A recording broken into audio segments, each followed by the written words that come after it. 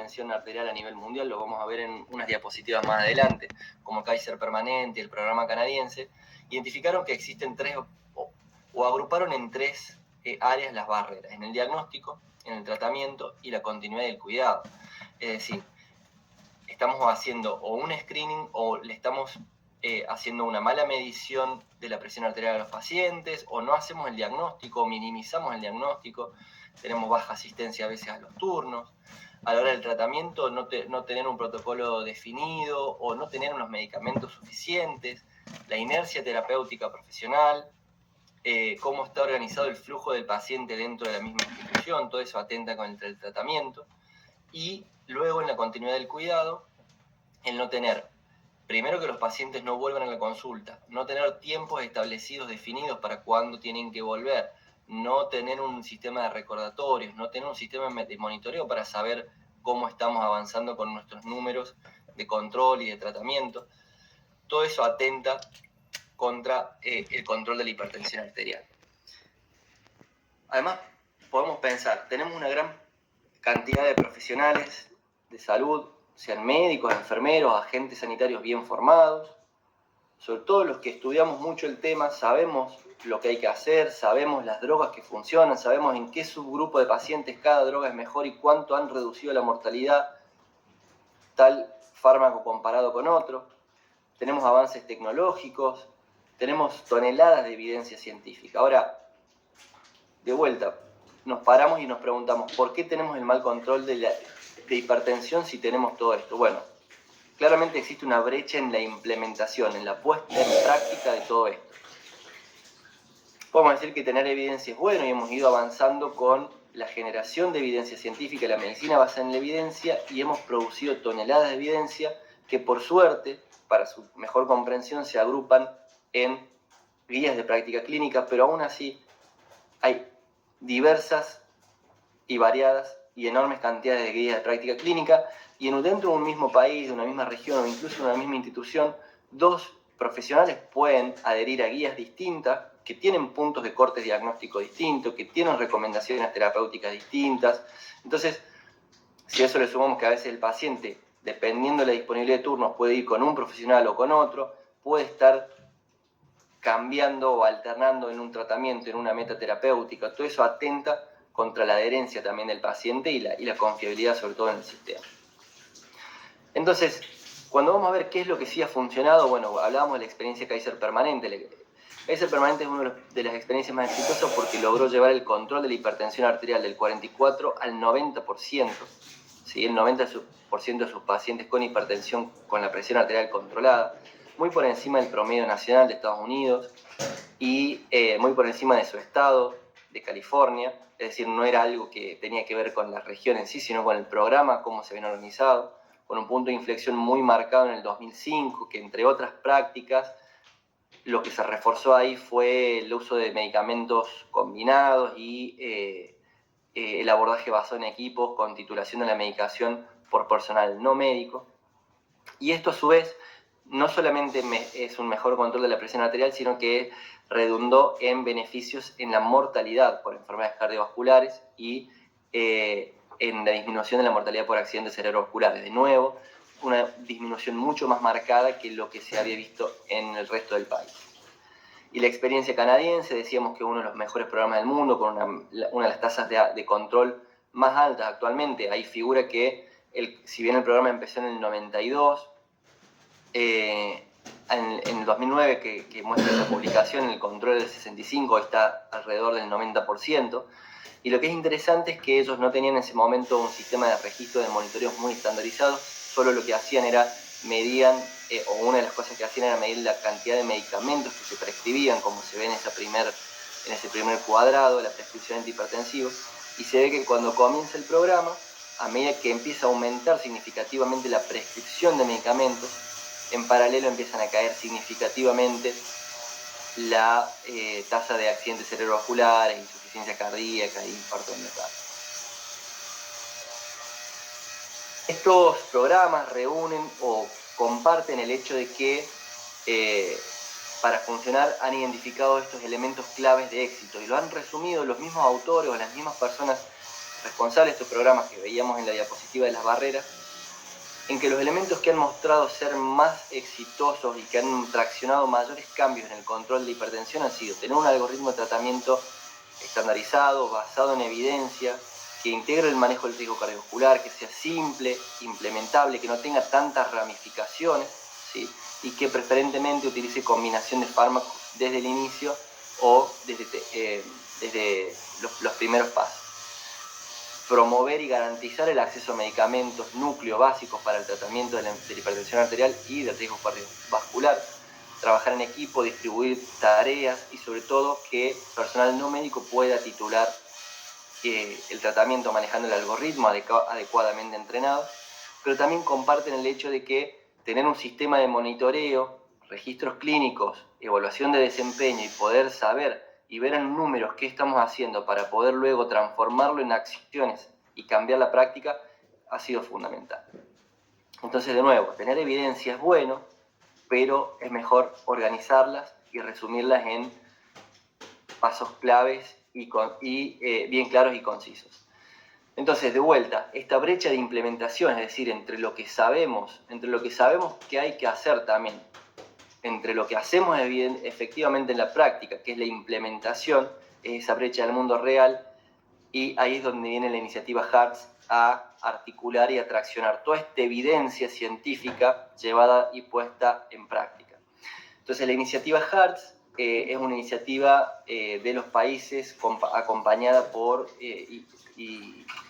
y apoyada técnicamente por la Organización Panamericana de la Salud, que lo que busca es reordenar los servicios de salud ya existentes para brindar y promover la adopción de las mejores prácticas para la prevención y el control de las enfermedades cardiovasculares. HEARTS es un acrónimo, cada letra hace referencia y es un manual que contiene información teórica y también práctica para abordar distintos aspectos, como son los hábitos y estilo de vida saludables, los protocolos basados en evidencia, lo que hablamos del acceso a medicamentos y tecnologías esenciales, el manejo del riesgo cardiovascular, el trabajo basado en equipos multidisciplinarios y los sistemas de monitoreo. A su vez, brinda una estructura de soporte multinivel a la gestión sanitaria, porque se organiza tanto a nivel mundial a través de la Organización Mundial de la Salud, a nivel regional a través de la Organización Panamericana de la Salud, a nivel del país, ¿sí? Acompañando a los ministerios de salud, a nivel territorial también acompañando a las autoridades territoriales, pero también llega hasta el nivel del centro de salud, es decir, para todos estos niveles tiene acciones específicas de trabajo, siempre acompañado de las sociedades científicas. Acá figuran algunas de las sociedades científicas más importantes relacionadas con el manejo de la hipertensión, las enfermedades cardiovasculares, pero también de diabetes, enfermedad renal, enfermedad cerebral. Y todas estas sociedades apoyan y ayudan a traccionar junto con universidades a distintos niveles que las prácticas sean seguras, basadas en evidencia, pero que también sean realizables en el contexto local en el cual estamos implementando. Son los que conocen la realidad local. Entonces, lo que viene a hacer HEARTS es proponer un cambio del modelo tradicional que veíamos que produce los resultados que mostrábamos al principio, o con lo que estamos obteniendo los resultados que mostrábamos al principio, a un cambio de paradigma donde la atención de la hipertensión y el nivel de los cuidados sea basado en la atención primaria de salud, centrado en un equipo multidisciplinario donde se puedan transferir competencias, como decíamos, ¿sí? Que la educación sea estandarizada, que esté enfocada en el equipo de salud, pero que los contenidos sean organizados y que cuando hablamos de la toma de decisiones que esté basada en una vía clínica estandarizada, que las capacitaciones también lo acompañen y no den un mensaje que pueda ser equívoco.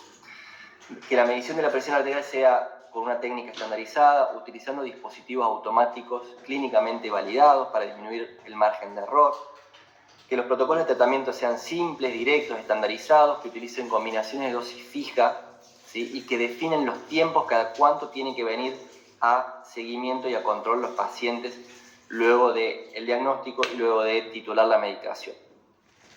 Que se integre el manejo del riesgo cardiovascular, ¿sí? Incluyendo la diabetes, para disminuir el riesgo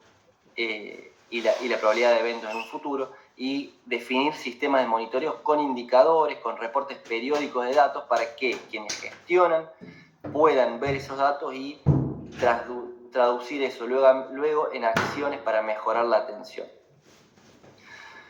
Entonces, vamos a hacer un repaso muy breve de algunas de las barreras, sobre todo ahora hablando puntualmente del diagnóstico. Sabemos que existen múltiples fuentes de errores, ¿sí?, o de variabilidad a la hora de registrar la presión arterial. Algunas tienen que ver con el paciente, otras con la técnica, otras con el dispositivo en sí. Si el paciente ha fumado, o tiene la vejiga extendida, o tiene las piernas cruzadas, o el manguito no tiene el tamaño adecuado, o el brazo no está a la altura del corazón, pueden darnos intervalos de error muy variables y hasta a veces muy grandes, como hasta 30 milímetros de mercurio, lo cual es una variabilidad enorme. Pero a su vez, tener dispositivos que no estén clínicamente validados también nos dan un error muy grande, y acá se veía la variabilidad del tensiómetro automático puede ir incluso hasta 17 milímetros de mercurio en la presión arterial sistólica. Y esto tiene que ver con la validación. Fíjense que cuando vamos a ver los dispositivos que están validados en el mercado, solamente 20%, es decir, el 80% de los dispositivos automáticos que están disponibles para la compra no tienen validación clínica, es decir, pueden dar un margen de error más amplio comparado con el gold estándar, que es el de mercurio. Lo mismo hacen referencia a estos artículos que llaman a la urgencia de regular a nivel estatal y a nivel regional, que la iniciativa HEARTS trabaja mucho en eso también, para regular la validación de los dispositivos automáticos, sobre todo porque si pensamos a nivel de un paciente, hacer un diagnóstico con 5 o 10 milímetros de mercurio de error puede hacer que una persona esté en riesgo, pero si lo pensamos a nivel población, fíjense que de una prevalencia real, simplemente que haya una variabilidad de 10 milímetros de mercurio de sistólico o 5 milímetros de mercurio de diastólica puede subestimar o sobreestimar la prevalencia entre un 10 y un 20%, ¿sí?, dejando una cantidad enorme de nuestra población sobremedicada o submedicada y aún en riesgo de eventos cardiovasculares. Cuando hablamos del tratamiento, nosotros promovemos en la vía clínica iniciar el tratamiento, y así lo hace también la guía para el tratamiento farmacológico de la Organización Mundial de la Salud. Iniciar inmediatamente se hace el diagnóstico con medicamentos antihipertensivos. Y uno puede cuestionar esto, y esto ha sido cuestionado ahora, ya no, sobre todo después de la salida de la guía de la Organización Mundial de la Salud, está establecido que es así, pero uno puede cuestionar por qué no probar con modificaciones de estilo de vida, avanzar con la dieta, con el descenso de peso, con el ejercicio regular, que sabemos que tiene efectividad para bajar la presión, incluso en algunos casos más que el promedio de algún fármaco. Y vemos que si el paciente no lo hace, o no puede, o no deja de fumar, o come en exceso, no hace ejercicio, la culpa es siempre de ellos. Entonces decimos, bueno, por ahí el paciente no quiere o no se hace responsable de su propio tratamiento. Pero claro, después le decimos que salga a hacer ejercicio, que baje de peso, y cuando vemos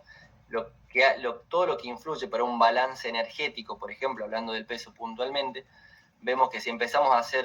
alejarnos y a ver el panorama completo, existen un montón de factores que hacen que la persona pueda alcanzar ese balance energético para bajar de peso, y que se agrupan en factores que tienen que ver con la fisiología propia del individuo, con el medio ambiente, con si tiene un entorno seguro para salir a hacer actividad física o no, con la cadena de producción de alimentos y qué alimentos tiene disponible en su medio. Entonces, lo que vemos es que los determinantes sociales van a hacer que una persona tenga más riesgo de enfermar, pero a su vez tenga también menos probabilidad de mejorar sus valores de presión arterial y por tanto su riesgo cardiovascular. Las enfermedades sociales y la hipertensión comparte aspectos sociales, económicos e históricos, como cualquier enfermedad que está determinada por determinantes sociales, requieren soluciones sociales, pero mientras tanto no podemos dejar a que la población siga estando en riesgo mientras tratamos de avanzar con la mejora de todos estos determinantes. Entonces es ahí que la iniciativa propone la vía clínica orientada en base a los 8 impulsores para el control de la presión arterial, que si quieren la referencia está ahí abajo de esos artículos donde se explica bien cuáles son los impulsores y por qué avanzar sobre ellos va a producir un mejor control y de manera más rápida de la presión arterial. Pero básicamente lo que se hace es organizar en una vía clínica, ¿sí?, el manejo, tanto el diagnóstico de la presión arterial con una medición precisa, una integración del riesgo cardiovascular para definir las metas y un protocolo de tratamiento estandarizado, ¿sí?, que tenga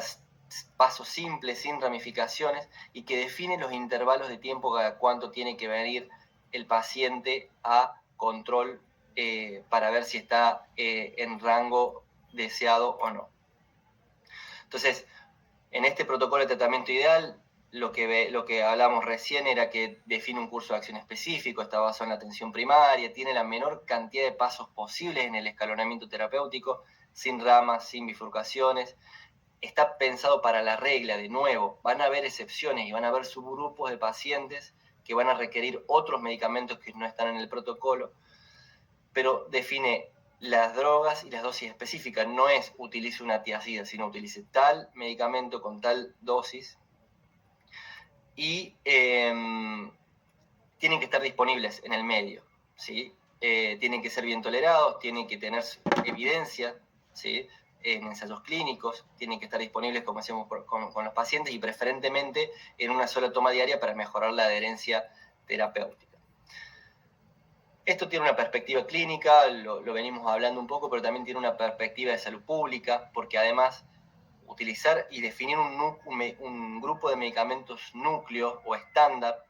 de manera global para una región, para un país, permite optimizar los recursos, reducir los costos, porque permite compra de volúmenes más grandes y simplifica los procesos de logística, ¿sí?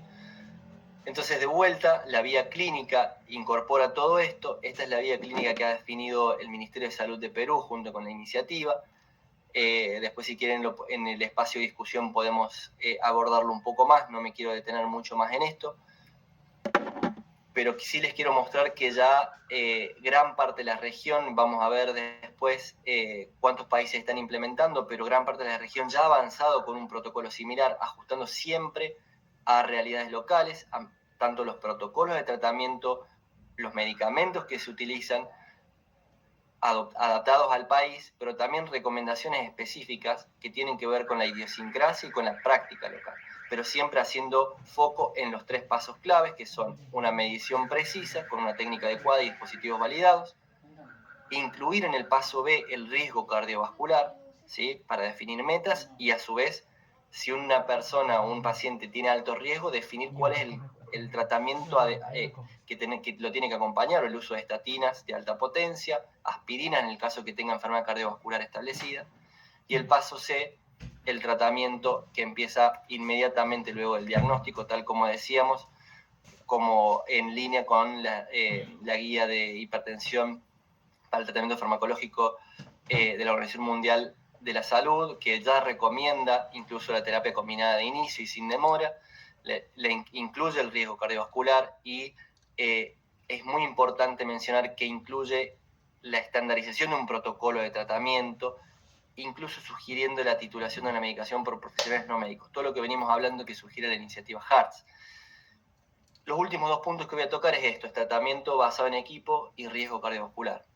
El tratamiento basado en equipo no es un tema menor. Ha demostrado tener un gran impacto y una mejora en el control de la presión arterial. En este metaanálisis es el punto, sobre todo el tratamiento basado en equipo con la titulación por personal no médico del tratamiento, es el punto que más cambio ha producido tanto en la presión sistólica como en la presión diastólica. O este estudio que se publicó este año, de un estudio en China, donde se randomizaron 326 localidades, casi 35.000 pacientes, la mitad el cuidado habitual, el cuidado que veníamos mencionando, sobre todo centrado en el médico, y la otra mitad al abordaje basado en equipo. Se siguieron por 36 meses, y lo que se vio es que no solamente hubo una gran diferencia en la reducción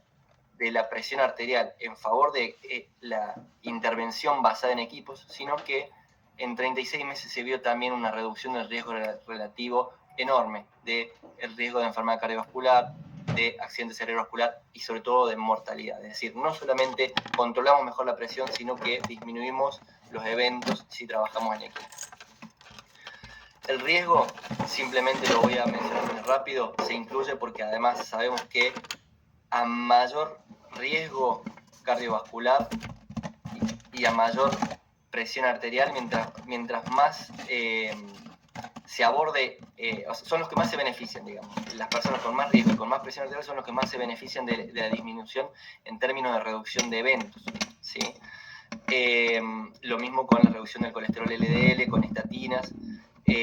pero no me quiero demorar en esto para poder cerrar la charla tranquilo. Simplemente comentar que independientemente cuál es la calculadora del riesgo que se utiliza para definir las metas terapéuticas, para definir qué terapéutica va a asociar nuestro paciente, tenemos que utilizarlo porque eso nos permite disminuir de manera muy significativa los eventos, además de manejar adecuadamente los valores de presión arterial. Simplemente para cerrar, ¿qué sabemos de la iniciativa HEARTS? ¿Qué ha mostrado? ¿Funciona o no funciona? Bueno, ya empezamos a tener evidencia y la primera publicada es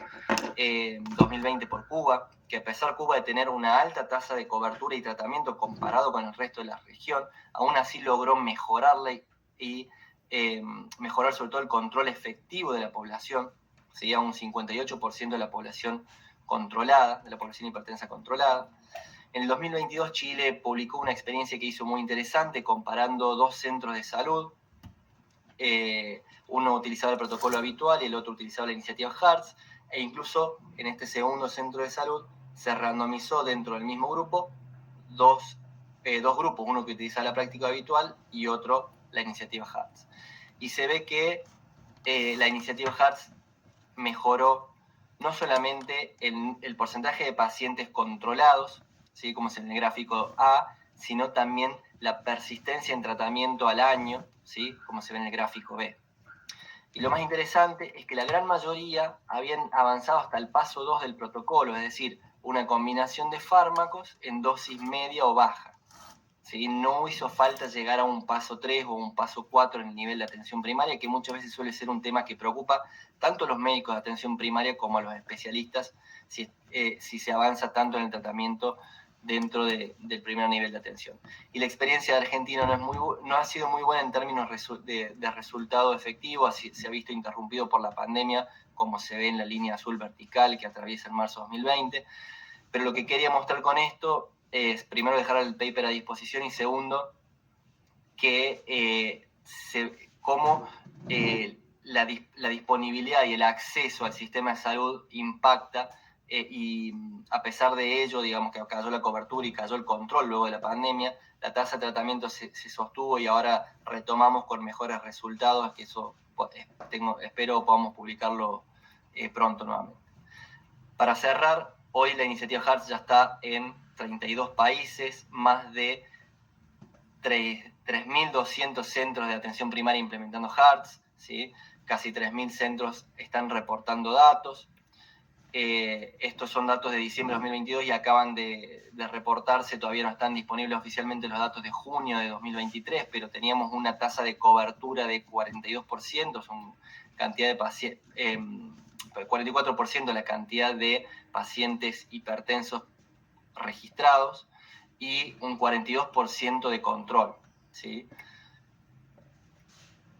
La idea es que eso mejore y espero que hayan, ahora que los números oficiales ahora sean los mejores que en diciembre. Simplemente es que comentarles que hay 60 artículos científicos ya publicados en los últimos 7 años en revistas indexadas y que tenemos un set de herramientas disponibles para todos los países que están disponibles en la página web y que si no me pueden contactar y se los pongo a disposición. Ha sido un placer para mí formar parte de este espacio y espero ansioso el espacio de intercambio.